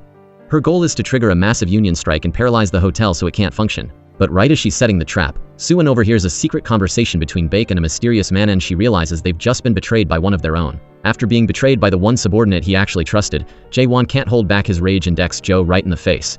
But Monae is there to pull him back. She knows he's not just angry, he's deeply hurt. She comforts him, telling him to put his feelings aside for now. Just focus on whether you can eventually forgive Joe later, she says. But first, we deal with the person who turned him against you. Monae has truly stepped up and started acting like the mature leader the hotel needs. But before dealing with Joe, Jae-wan heads straight to find the puppet master, Baek. On his way, he runs into Roman. No matter how much Roman begs him to stop harassing his mother, Jae-wan is locked in. He's determined to take her down once and for all. His only hope is that when he finally swings the metaphorical axe at Baek, his brother won't get caught in the crossfire. To keep things from escalating, Roman offers a deal. He'll cancel the staff's termination orders if Jae-wan lets the issue with Joe slide. Just like that, they reach a tense agreement. But it doesn't take long for Baek to find out about the deal, and her hatred for that pest Jae-wan reaches a boiling point. Meanwhile, the old scumbag vice chairman is back to his mind games. He gets a high-def version of the hallway video from the journalist. His sick plan? To watch Baek and Jae-wan rip each other apart like rabid dogs, only for Baek to realize too late that she just destroyed her own biological son. It's the most sadistic revenge he can imagine. The old man hands the video to Baek, lying through his teeth that it was a gift from her son, and claiming Roman is only being controlled because Jae-wan is blackmailing him. This lie works perfectly, fueling Baek's rage. The next morning, she nearly turns Jae-wan into roadkill, swerving her car at him at the last second. Everyone is shocked that she's willing to go this far. When Jae-wan screams at her, demanding to know who she really is, Baek just sneers. Go ask that scum of a father of yours. No one knows the truth better than him. Jae-wan confronts the vice chairman, but the old fox plays dumb, denying he ever knew a woman named Baek. However, the night before, Monae learned the truth from her father's old driver. The woman in the photo, the original Baek, is indeed Jae-wan's mother. But when she asked about the woman's relationship with her father, the driver got all choked up and refused to talk. Monae shows the photo to Jae-wan, and for the first time in 30 years he's looking at his mother's face. She gives him some space to process the overwhelming emotion. He has no idea that the mother he's longing for is the same woman trying to ruin him. To ease Jae-wan's mind, the vice chairman offers to take him to his mother's grave. But it's a total scam. He just picks a random, nameless grave in the middle of nowhere to keep the lie going. Jae-wan stands there, finally saying hello to his mother, completely unaware it's a fake. While Jae-wan is mourning at a ghost's grave, Monae finds a baby photo in Baek's room. Her heart stops. The baby in the picture is wearing a robot necklace, the exact same one Jae-wan showed her. The truth hits her like a lightning bolt. Baek is Jae-wan's mother. Monae confronts Baek, but the woman stays silent. Still, Monae knows. She heads back to the old driver to get the full story, and tells Jae-wan to meet her there. This time, the driver finally spills everything. It turns out Baek was Monae's father's lover. But for the sake of the hotel, her father abandoned her. Even after learning what the vice chairman had done to her, her father chose to side with the monster instead of the woman he loved. In short, both men, the vice chairman and Monae's father, brutalized the same woman. Monae finally understands why Baek is so hell-bent on burning the hotel to the ground. But now she's faced with a heartbreaking dilemma. How does she tell Jae-wan the truth? Especially when he walks in with a smile, telling her how happy he is that he finally got to visit his mother's grave. Monae stands there, paralyzed, watching the man she loves celebrate a lie while his real mother is out for his blood. All Monae wants to do is grab this poor man and run away. He already has such a scumbag for a father. If he found out that the person trying to drive him to his death is actually his own biological mother, how could he possibly survive the shock? Monae just can't bring herself to break his heart with the truth. Seeing the tears welling up in her eyes, Jae-wan assumes Baek has been bullying her again, but in reality she's just grieving for him. With her mind in a total mess, Monae makes an excuse to go on a normal date, dragging Jae-wan along for some quality time. Being with her gives Jae-wan a rare, brief moment of happiness, and that's exactly what Monae wanted. During their time together, she learns that the day they first came to this place was the same day Jae-wan discovered that the old monster was his father. That's why he pushed her away back then in his mind. It was the only way to protect her. But Monae doesn't want history to repeat itself. She asks him point blank, "If something like that happens again, will you leave me again?" Jae-wan thinks he's unlucky enough just having that father, but he has no clue he also has a mother who nearly killed him. Monae tells him emotionally, "They say the love everyone receives in life is predetermined. If you don't get love from many people, then just focus on receiving it from one. If you didn't get love as a child, you'll get it when you're grown." Doesn't that sound fair? So, I've decided that from now on, I'll be your mother, your friend, and your lover. All the love you missed as a kid plus interest, I'll give it to you for the rest of my life. I'll protect you forever. So all you have to do is think about me. Moved by her confession, Jae-wan can't help but kiss her. And that night, the two of them finally give themselves to each other completely. Watching Jae-wan sleep next to her, Monae still can't help but ache for his tragic fate. She wants to shield him from the pain, but she's lost on how to actually protect him from the truth. Jae-wan opens his eyes and sees her tearing up, but she hides it, pretending nothing is wrong as she snuggles into his chest. After their intimate night together, they head back to the hotel. Jae-wan is dead set on suing Baek and handing her over to the prosecutors, which leaves Monae even more desperate. She confronts Baek directly. "Just tell me straight." She needs to hear it from Baek's own mouth. Did she kill Monae's father? She's praying the answer is no. Because if it's really you, Monae says, that person won't be able to handle it. Before Baek can even process who that person is, Roman pulls Monae away. Monae begs Roman to take his mother and leave to stop the fighting before it's too late. Roman doesn't understand why she's being so desperate, so Monae tells him bluntly, those two are the last people on Earth who should be fighting. Soon, the whole world is going to know that Jae-wan and Baek are mother and son. Only the two people actually involved in the war are still in the dark. Meanwhile, Jae-wan is completely oblivious, still gathering evidence of Baek's crimes, while Baek is preparing her next strike against the hotel. When Jae-wan gets back, he finds Roman waiting for him. For a fleeting moment, they share a bit of joy, almost like they've traveled back to their childhood. Little does Jae-wan know, this was all Monae's doing. She had asked Roman to reach out. Roman pleads with his brother. If mom gets hurt, I won't be able to live with myself. So please, for my sake, spare her. I promise I'll get her to step down as chairwoman, and then I'll take her away. Seeing his brother's desperation, Jae-wan agrees to Roman's request. Soon after, he tells Monae the news. Even though he vowed to sue Baek, he's going back on his word for the sake of his brother. Jae-wan is carrying a heavy weight of guilt toward Monae, but surprisingly, she is actually thrilled with his decision. Now that they're on the same page, Jae-wan and Roman start working together to rally the other directors, planning to finally kick Baek off her throne as chairwoman. But then, things take a dark turn. Jae-wan goes back to visit what he thinks is his mother's grave. But a local villager drops a total bombshell. The person buried there was actually a childless old bachelor. In that moment, Jae-wan realizes the vice chairman has played him for a fool once again. And it gets even worse in his way back. Roman reveals a life-altering secret. Jae-wan can't believe his ears. He thought he had beaten his old boss to death years ago, but Roman tells him the man only suffered a broken leg and is very much alive. Jae-wan is completely shattered. That monster of a father had faked a whole funeral and gave him a gun as a symbol of his killer identity, just to chain him to a life of guilt and service. It was all a lie. He was never a murderer. Fueled by pure, unadulterated hatred, Jae-wan grabs that gun and goes to find the vice chairman for a final reckoning. He calls him father over and over, which absolutely terrifies the old man. He thinks Jae-wan has finally lost his mind. Jae-wan plays the part of a submissive son one last time, tricking the old man into taking him back to mother's grave, claiming he forgot the way. Despite his growing suspicion, the vice chairman leads him into the woods. They trek until nightfall, and eventually, with Jae-wan guiding him, they find the spot. The old man smugly suggests they should put up a headstone so Jae-wan can always find it. Jae-wan coldly asks, what should we write on it? A gender and an age? Then, he pulls out the gun. The vice chairman freezes, his face pale with terror. He tries to talk his way out of it, stammering that they're in South Korea and that carrying a weapon like that will get him thrown in jail. But Jae-wan doesn't give a damn anymore. He screams out years of repressed agony. Because of you, every single day I opened my eyes, I was trampled, insulted, and broken. He forces the old man to face the cruelty of mocking a son while he cried over a stranger's grave.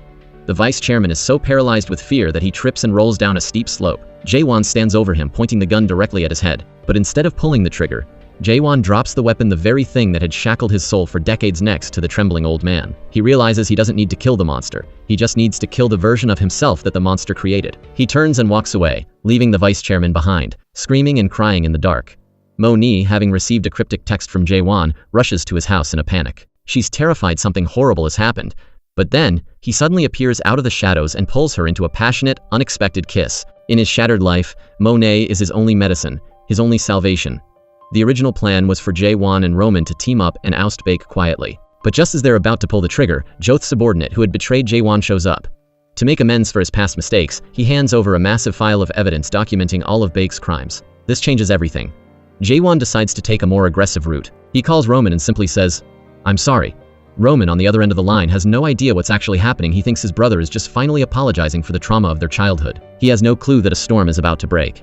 The hammer finally drops, and the prosecutors move in to arrest Baek.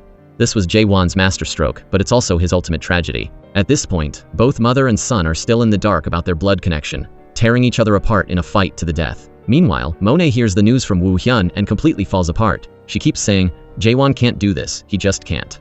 At that exact moment, Jae-wan is in Baek's office when he discovers the photo. His world stands still. As he rushes out to get answers, he runs straight into Monae.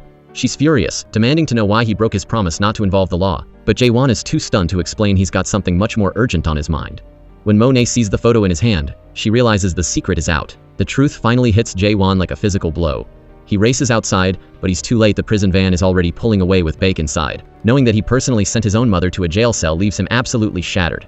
He's consumed by a level of guilt no human should have to bear. He nearly strikes Roman for not telling him the truth sooner, but he can't bring himself to do it. Monae feels terrible for keeping him in the dark too, but Jae-wan actually understands her. I mean, how do you tell the man you love that his own mother tried to kill him with her car? Ever since the truth came out, Jae-wan has been a shell of a man. Seeing him spiral like this breaks Monae's heart. In a desperate move to save his soul, she swallows her pride and goes to Chae-kyung, begging her to use her influence to get Baek out. If you don't, she cries, Jae-wan is going to die from the guilt. This is the moment Chae-kyung finally learns the twisted truth about Jae-wan's mother. The next day, that cockroach of a vice chairman who somehow survived shows up to congratulate Jae-wan on arresting Baek. He starts trash-talking her right to Jae-wan's face. But Jae-wan isn't that submissive son anymore. Now that he knows she's his mother, he snaps and shoves the old man to the ground in a fit of rage. Later, he visits Baek in prison. She's expecting Roman. But when she walks out and sees Jae-wan's face instead, she doesn't even give him a chance to speak. She turns around and walks straight back to her cell. Jae-wan doesn't give up. He has the guards bring her food, but Baek is so blinded by hate that she tramples the food into the floor and orders the guard to throw it back in his face. To her, Jae-wan is the ultimate enemy, a thorn in her side she can't remove. Through a heart-to-heart with Roman, Jae-wan finally learns how the adoption happened. After Jae-wan disappeared years ago, Roman was being beaten even worse by their old boss. Just as he thought he was going to die and join his brother in heaven, Baek showed up screaming for her lost son. Thinking Jae-wan was dead, she took Roman in as a substitute. Roman knew he was just a replacement for the real son, but he was so happy to be loved that he stayed silent. Even when he found out Jae-wan was alive, he was terrified he'd lose his mother to him, so he kept the secret. The two brothers finally lay it all out on the table and reconcile, realizing they need to work together to save their mother. When Jae-wan returns home, Monae has a massive surprise waiting for him. Besides the cat, she's prepared something even more meaningful.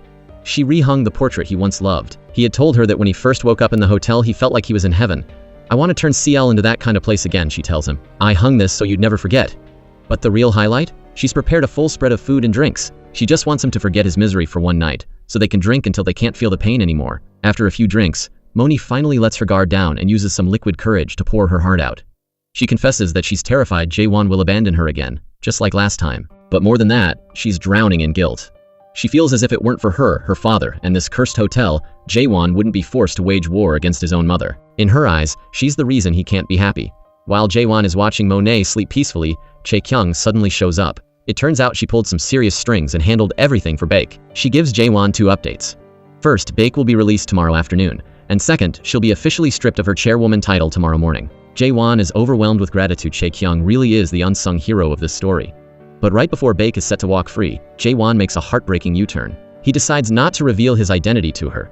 He asks Roman to take her to America and give her a good life, but most importantly, he begs Roman to take this secret to the grave. He's terrified that if Baek finds out the truth, the guilt of what she's done will destroy her. With a heavy heart, Roman agrees to his brother's request and gives Jae-wan a parting gift, the photo album that Baek used to look at every single day. As soon as Baek is released, Roman isn't there to meet her. Instead, she gets a call saying her son is at her old house. Thinking it's Roman, she rushes there, only to find the house emptier, so she thinks. It's actually Jae-wan. He's visiting his birthplace for the very first time, imagining his young mother carrying him as a baby. Before he can even truly experience a mother's love, he's already preparing to say goodbye. He cooks her a massive welcome home feast, this way of seeing her off. When Baek arrives and sees the spread and a note that says, "Mom, I love you," she breaks down in tears, assuming it's all from Roman. Little does she know, her real son is hiding in the corner, watching her through tears. Hearing her say, "I love you too," to a son she thinks is someone else, Jae-wan leaves, finally at peace. It should have ended there. Roman was supposed to take her away. But Baek's hatred hasn't cooled one bit. She refuses to leave, and before long she's back at the hotel, causing a massive scene. Jae-wan, who's seen enough, finally snaps and drags her away. With tears in his eyes, he begs her to just stop.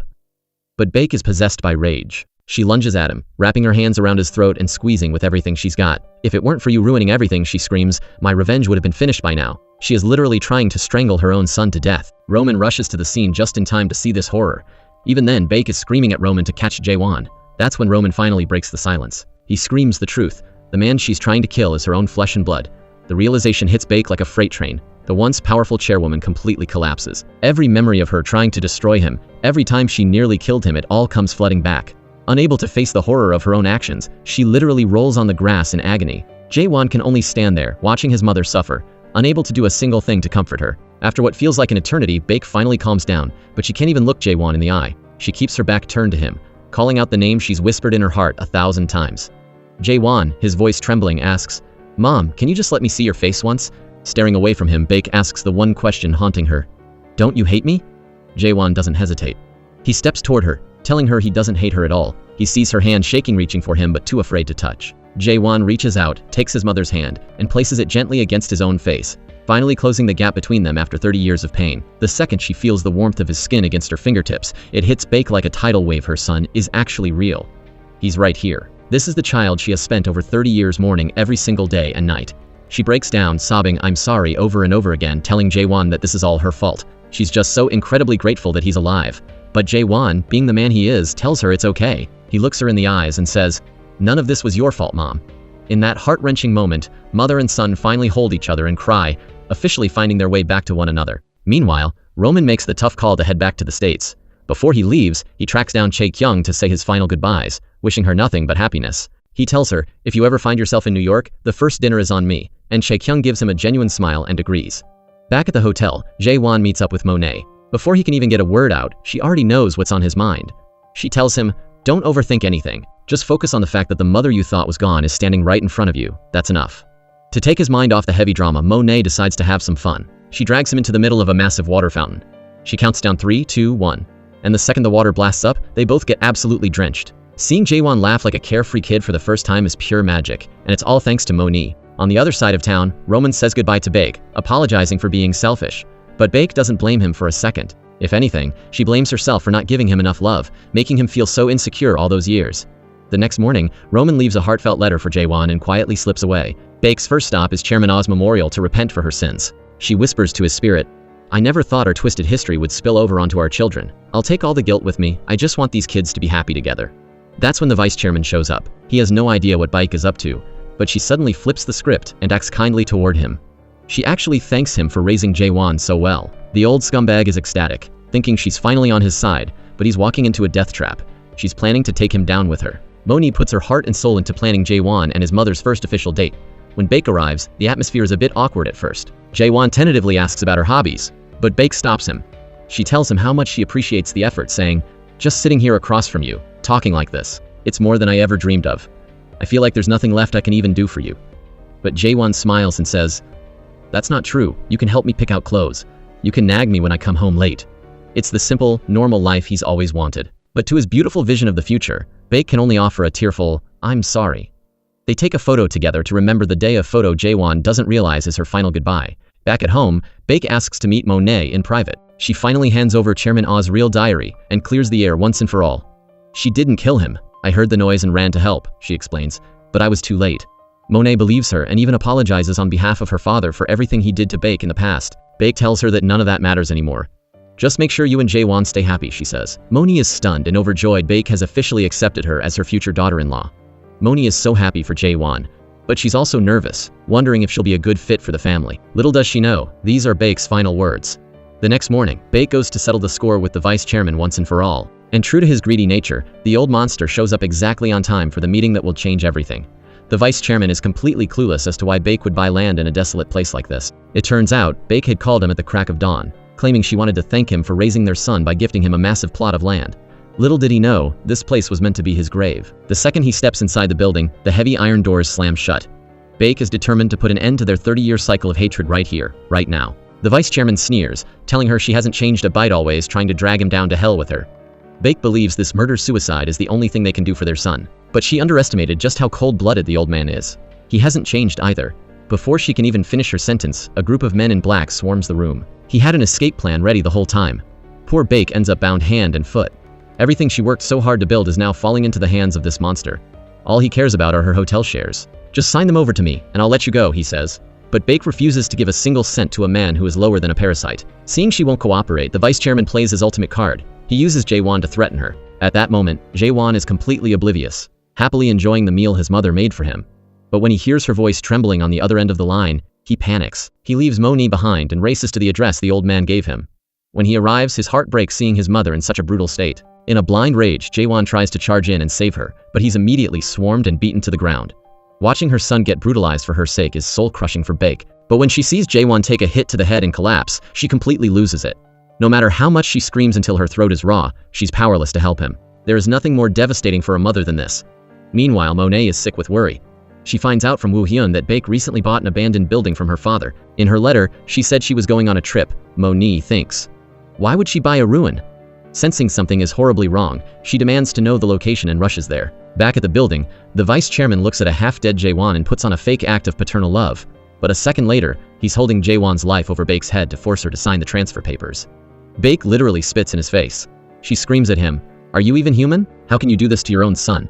That's when the vice chairman's own resentment explodes. "You always told me he wasn't mine," he roars.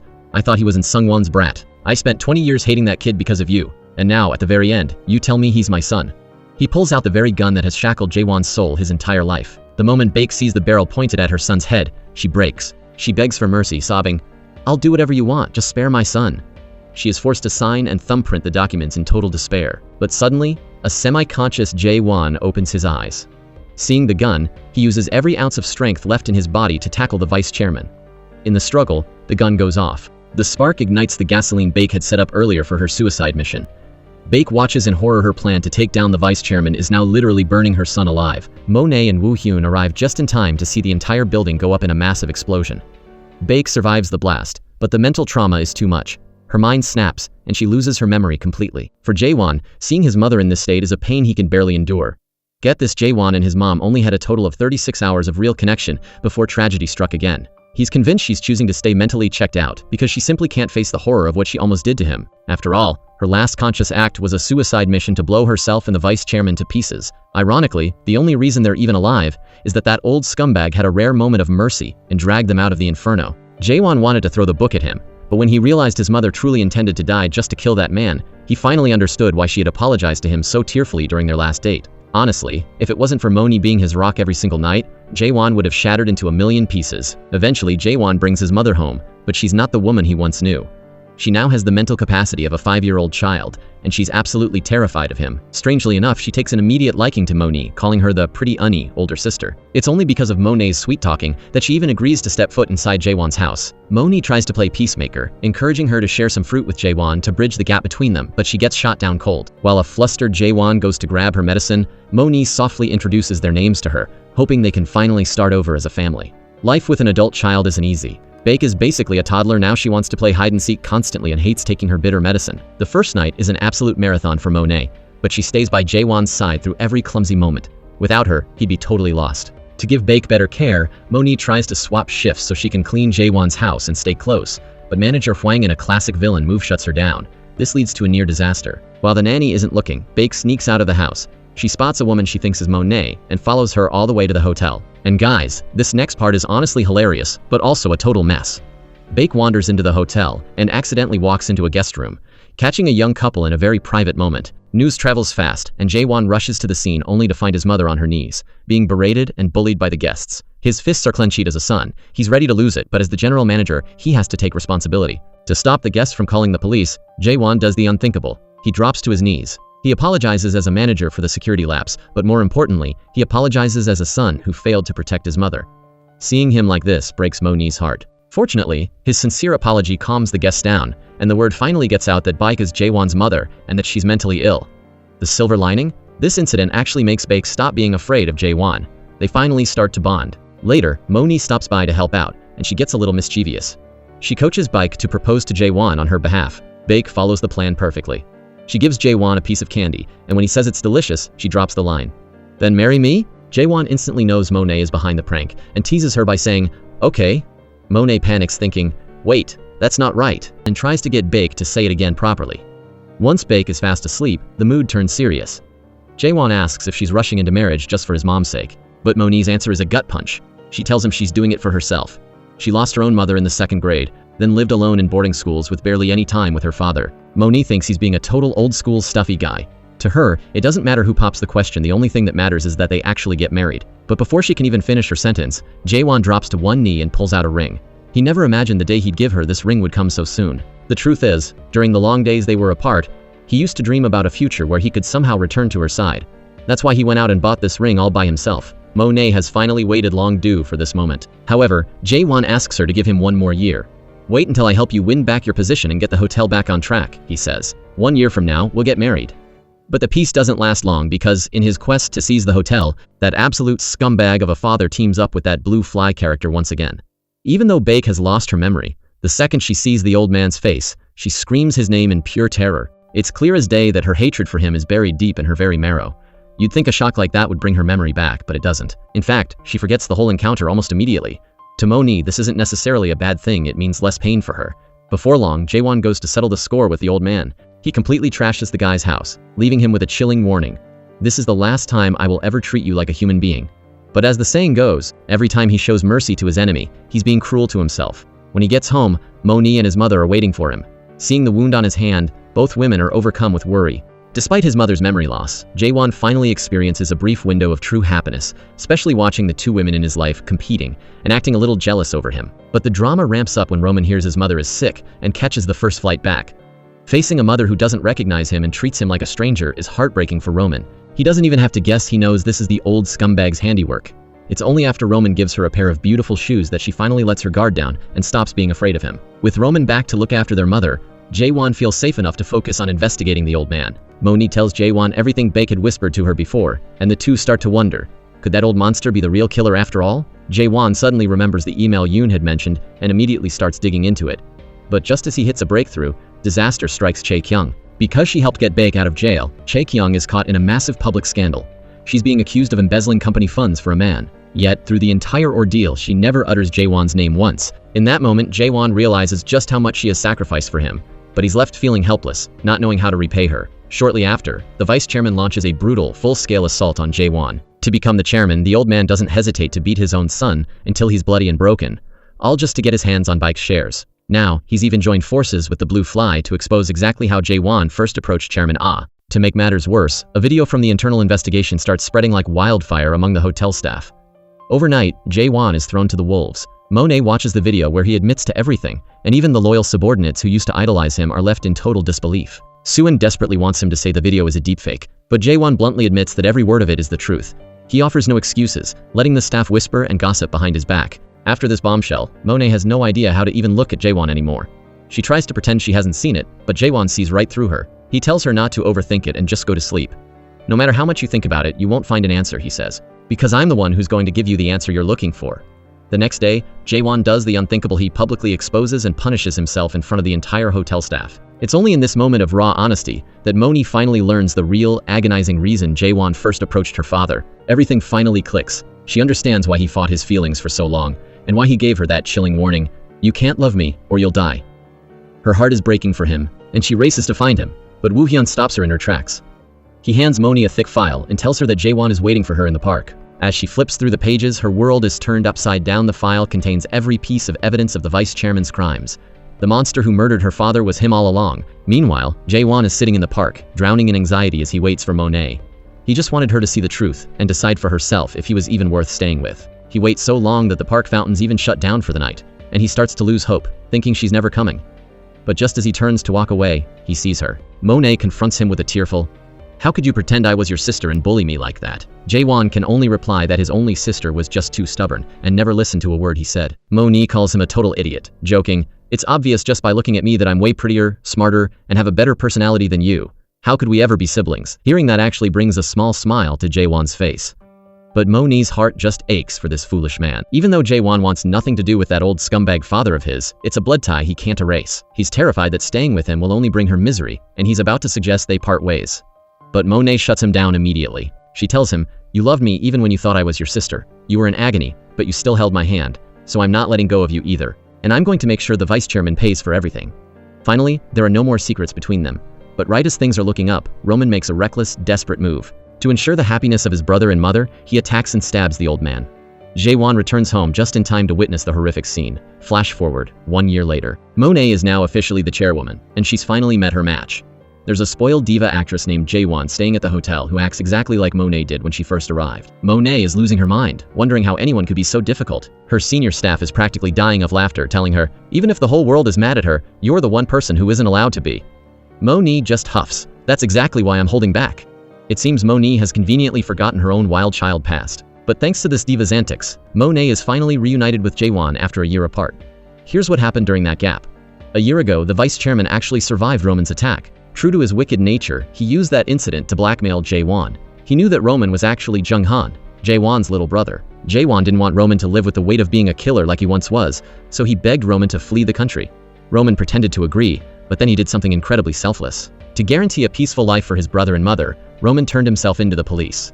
When Jae-wan found out, his world collapsed. But Roman told him to be strong and finally finish off the vice chairman once and for all. With Roman behind bars, the vice chairman lost his only piece of leverage. Jae-wan wasted no time submitting all the incriminating evidence to the authorities. While the old monster was completely oblivious, his world was already crumbling. His wife and children had abandoned him, and even his loyal secretary had cleaned out his safe, taking every gold bar and cent of cash. The vice chairman is officially broke and alone, and that's when he hears the sound of the police outside finally coming to take him away. Stepping fully into her power as chairwoman, Monae gives him an ultimatum. As far as I'm concerned, you're still the general manager of this hotel. I am ordering you to return and use your skills to finish Jae-wan's wedding. Once that's done, I will officially end things with you. Just as Monae is about to walk away, Jae-wan's mother, who still hasn't regained her memory, rushes out to find her. She accidentally sees Monae's tears, and it breaks her heart. She clings to Monae, begging her not to go, but Monae has to be honest. She tells her that her son wants to break up. Monae then turns her back and leaves that place of heartbreak without looking back. Left behind, his mother scolds Jae-wan, calling him a bad man. Jae-wan spots a photo Monae dropped on the ground, and seeing her looking so shattered in it makes him feel like absolute trash. To deal with the guilt, Jae-wan buries himself in woodworking. But the memory of reaching out to save that monster of a father haunts him. He feels completely unworthy of Monae's love. Meanwhile, Monae is looking at the calendar, and the pain is becoming unbearable. Exactly 1 year ago, he proposed to her, promising they'd marry once the dust settled. Now that date is fast approaching, and instead of a wedding, he wants a breakup. She wonders if he's literally lost his mind. In a moment of pure frustration, she tosses her engagement ring away, but regrets it a split second later. Woo-hyun catches her frantically searching for it, and eventually, he helps her find the ring she treats like a sacred treasure. Watching her pin for Jae-wan while clutching that ring leaves Woo-hyun completely speechless. The next morning, Monae tries to plan the wedding with the actress, Jae-wan. But the diva is impossible to please. She hates everything, and refuses to be like everyone else. She demands the general manager personally handle the plans, or she's tearing up the contract. Monae is driven nearly insane by her antics. Still, she's determined to pull this wedding off with or without Jae-wan, while asking her team to give him a little more time. Woo-hyun realizes this situation is a total mess, so he goes to find Jae-wan. First, he begs him to return as a concerned employee, but then, he gets real with him. Man to man. Letting your woman cry all night? As a man, I'm embarrassed for you. That hits Jae-wan right where it hurts. Just as Monae is about to give up on their relationship, a freak coincidence happens. She and the diva Jae-wan show up wearing the exact same outfit. But then, Jae-wan suddenly appears. In that moment, Monae realizes she still needs him more than ever. The second he's officially back on the job, Monae proposes to him again. Without giving him a chance to say no, she shoves him out of the room. I'm not giving up on us, she declares. If you're too afraid to come to me, then I'm coming to get you. Honestly, if it wasn't for a persistent lover like Monae, a complicated guy like Jae-wan would probably end up alone forever. Now, Monae is going on a full-scale romantic offensive. While Jae-wan is driving home from work, he gets a call from his mother. He assumes she's with her nanny, but then he hears Monae's voice on the other end. He immediately pulls a U-turn and races to Monae's house. This is the first time he's been back to this familiar place since the vice chairman's death. Inside, the sounds of a wedding march are playing, and every note hits Jae-wan right in the heart. It turns out Monae has literally taken his mother hostage to force a confrontation. She's putting her heart and soul into making this marriage happen. But Jae-wan stays ice cold, turning off the music and trying to ignore her. He tries to drag his mother home, but she refuses to leave Monae's side. When they finally step outside, Jae-wan sticks to his guns, telling Monae that they are finished. Monae finally snaps, calling him out for being heartless. "Do you think I have zero pride?" she screams. "If things have gone this far, the least you could do is pretend you can't resist me anymore." Standing in the very garden where it all began, Monae confronts him. "A year ago, you proposed to me right here. You said we'd get married in 1 year. Now we are exactly 15 days away from that date, and you're dumping me?" She realizes she can't force him to be happy if he's still drowning in his own guilt. "If you can't find a way out of your own head," she says, "then I'm letting you go. Goodbye." With those final words, their relationship seems to have reached a dead end. When Jae-wan takes his mother home, he's shocked to find Roman waiting. He's officially out of prison, and his record is cleared. Only in front of his brother does Jae-wan finally drop his guard. He admits the truth. He doesn't want to leave Monae, but he's convinced that without him, she can finally live a life without pain. Just then, Jae-wan gets an urgent call from Suwon. The diva actress Jae-wan's fiancé has finally shown up at the hotel. It turns out the reason Jae-wan was so obsessed with Jae-wan planning her wedding was because of his legendary balloon-themed wedding idea from the past, even though the bride back then was just a fake. Now, the real fiancé is having second thoughts because of all the hate he's getting online. Jae-wan and Monae both rush to the hotel at the same time. Things are still incredibly awkward after their official breakup, but they have a job to do. They eventually track the fiancé down in the underground parking garage. The second Monae sees him, She starts tearing into him, but every insult she hurls at the man is actually a bullet aimed straight at Jae-wan. The fiancé argues that they don't understand the pressure he's under, but Jae-wan understands it better than anyone on earth. He knows exactly what that man is feeling. The fear of causing his woman pain, the fear of being hurt himself. Jae-wan uses the moment to give a speech that is secretly a confession to Monae. He tells the man, "The pain of living without her will be 1,000 times worse than what you're feeling now. The reason you're even here is that you can't stand to lose her." He admits his own mistakes, asking for forgiveness he's not even sure he deserves. Watching the young couple reconcile, Jae-wan finally sees his own heart clearly.